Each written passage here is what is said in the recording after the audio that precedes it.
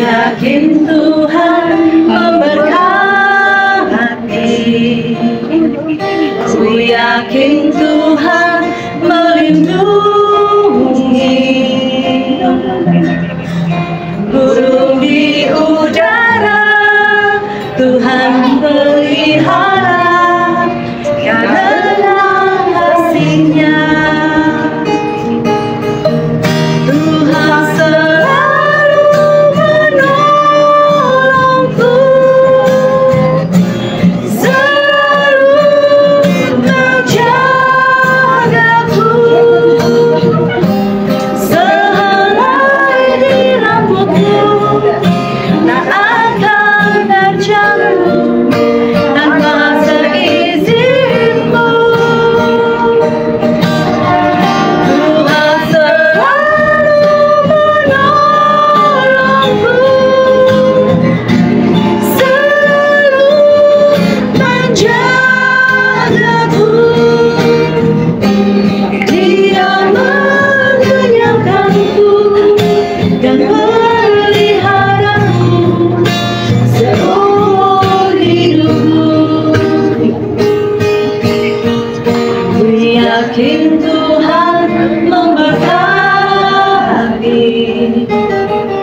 ku yakin Tuhan melindungi.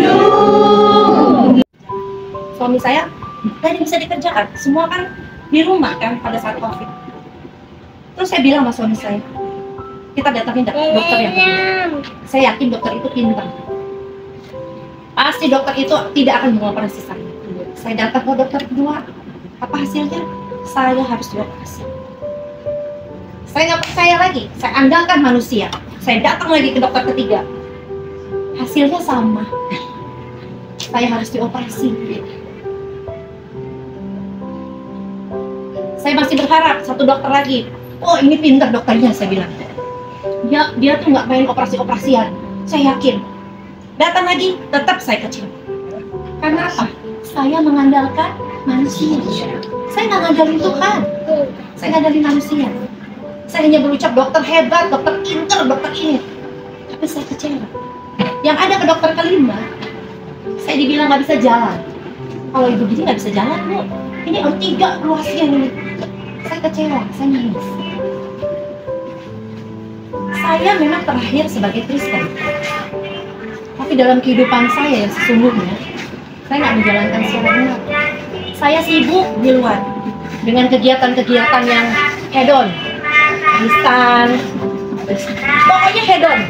Kesukaan saya gitu, nongkrong, pulang ke rumah, saya udah niat nih, saya mau baca Alkitab, ngantuk. Besok saya mau nge-gym, besok saya ada undangan, harus pakai baju dress code kayak ini. Foto, dia juga kaget. Puji Tuhan, tulang-tulang halusnya tuh tumbuh.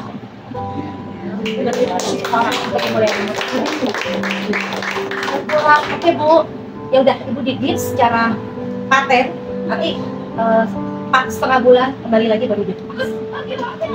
Secara manusia kita udah seneng dong. Saya udah memuji Tuhan, saya sama Tuhan. Tapi apa Ibu kata? Setelah kira-kira mungkin sebulan ya, saya kena sakit. Yang saya nggak tahu kenapa, nggak bisa napas selama 3 hari. Saya nggak bisa napas, saya tidur harus duduk. Saya nggak bisa napas sampai akhirnya saya bilang saya nggak kuat. Saya makan itu seperti orang stroke, orang lumpuh. Kok nggak bisa angkat tangan? Saya udah digendong, dibawa ke rumah sakit. Di rumah sakit pun ditolak dari satu rumah sakit ke rumah sakit lain karena COVID lagi ganas. Kayak dilempar-lempar. Ini COVID berarti periksa COVID sampai 3 atau 4 kali saya periksa COVID. Ternyata hasilnya negatif, puji Tuhan. Akhirnya saya diterima di salah satu rumah sakit. Saya diobservasi, periksa jantung, periksa paru-paru, semuanya baik. Saya bingung. Apa saya? Dokter pun bingung. Kenapa Ibu sampai begitu? Nggak bisa napas, sesek napas saya. Dibilang ada asma, saya nggak punya turunan asma. Bahkan kalau asma itu kan kalau diperiksa dokter ada istilahnya PI ya, ada bunyi gitu kan. Ini nggak ada. Tapi saya nggak bisa napas. Napasnya pendek. Udah itu sampai itu udah sampai itu. Saya sendiri nggak tahu kenapa. Di situ saya coba baca Alkitab. Tuhan, mungkin di sini Tuhan mengizinkan Karena dia mau lihat. Ini iman saya iman main-main apa enggak? Betul? Apakah saya ketika saya udah dinyatakan saya nggak usah operasi, satu keinginan saya dipenuhi oleh Tuhan, apakah terus saya udah euforia, saya jadi lupa sama Tuhan? Kan saya udah sembuh, istilahnya gitu. Kaki saya nggak perlu dioperasi, bisa jalan lagi kok. Mungkin begitu. Tapi Tuhan masih mengizinkan saya. Berarti ada maksud Tuhan di balik itu semua. Saya komit, saya bilang sama Tuhan. Di situ saya baca, waktu itu kisah tentang Petrus, yang pada saat Tuhan Yesus meredakan angin. Pada saat itu Petrus membangunkan Tuhan Yesus, dia ketakutan karena kapalnya terombang-ambing. Dan begitu Tuhan Yesus bilang, kau tidak percaya. Dan Tuhan hanya menghapik angin, diam. Seketika itu laut tenang. Terus di situ saya berpikir, mungkin hanya mulut saya yang bilang, saya udah tenang. Tapi hati saya punya ketidakpercayaan. Saya fokus sama kaki saya. Bener gak sih bisa jalan? Apa betul? Pakai gips aja. Jadi saya meragukan. Jadi Tuhan mau Tuhan uji lagi. Apakah saya betul-betul benar percaya sama Tuhan? Kadang kita melihat masalahnya. Kita nggak fokus sama Tuhan. Kita hanya fokus sama masalah. Mungkin saat itu yang saya jalankan. Saya hanya fokus tiap hari sama kaki saya. Setelah itu pelan-pelan saya dirawat 8 hari. 8 hari keluar, orang pada tanya, kamu sakit apa? Nggak sakit apa-apa. Sampai terakhir diagnosanya dokter hanya panic attack. Penyakit panic attack. Stres, khawatir yang terlalu berlebih. Di situ saya berdoa, saya puji Tuhan, saya sembah Tuhan. Bahkan saya ingat pada saat saya dirawat di rumah sakit hari keberapa, ada salah satu teman saya yang menelpon saya. Mungkin dia hanya sebentar menanyakan keadaan saya, tapi selebihnya dia hanya menceritakan kesusahannya kepada saya yang sedang sakit.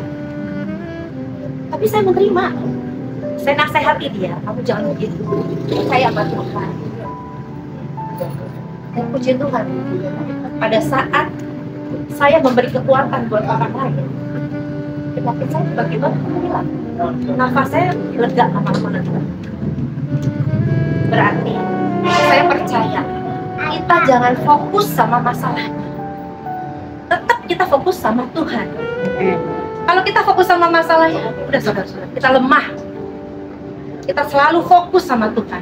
Kita percaya, Tuhan, aku serahkan badanku semua, diriku kepadamu. Aku percaya, aku kuat, aku sembuh. Kita perkatakan kata-kata negatif. Amin. Dan akhirnya 8 hari saya keluar. Dan mulai saat itu saya terus setia sama Tuhan.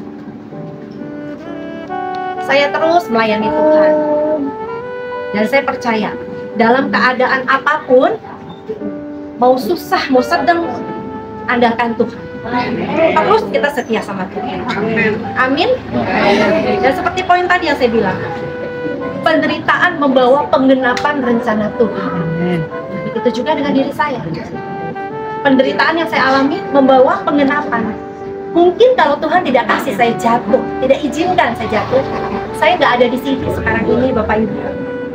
Saya masih berada di dunia saya, senang-senang. Saya masih, kerjaan saya hanya memikirkan bagaimana saya happy, besok arisan, besok apa. Bukankah begitu, Bapak Ibu? Tapi saya percaya, penderitaan membawa penggenapan rencana Tuhan bagi hidup saya. Dan juga bagi hidup bapak-bapak dan ibu-ibu. Amin. Amin.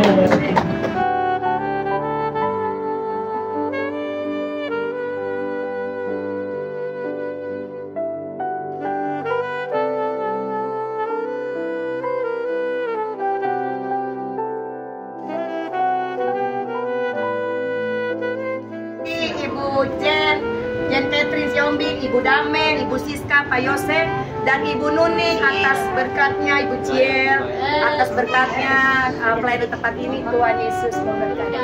Yes, yes, yes.